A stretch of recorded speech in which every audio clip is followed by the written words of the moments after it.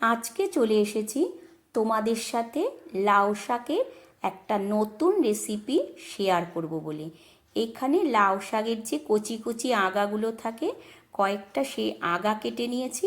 এবার এগুলোকে ভালো করে ছোট ছোট করে পিস করে নিচ্ছি।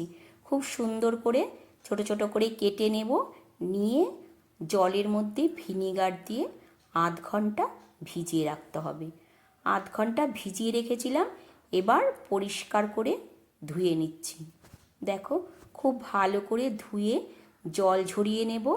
এদিকে আমি বড় চামচের ২ চামচ পোস্ত, ৪টে কাঁচা লঙ্কা একটু জল দিয়ে ভালো করে বেটে নিয়ে আধ বাটা হয়ে যাওয়ার পর একটু লবণ দিয়ে দিয়েছি। দিয়ে আবারও খুব ভালো করে পোস্তটা বেটে নিয়েছি।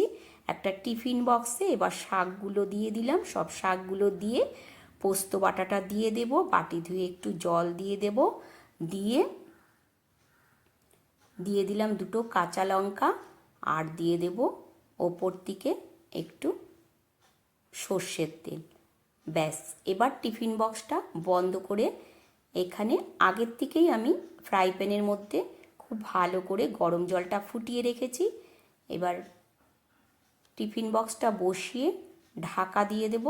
১০ থেকে ১৫ মিনিট এইভাবে রান্নাটা করে নিয়ে জলটা একদম ঠান্ডা হয়ে যাওয়ার পর টিফিন বক্সটা বের করে নিয়ে ঢাকনাটা খুলে দিলাম। দেখো কত সুন্দর কালারটা হয়েছে।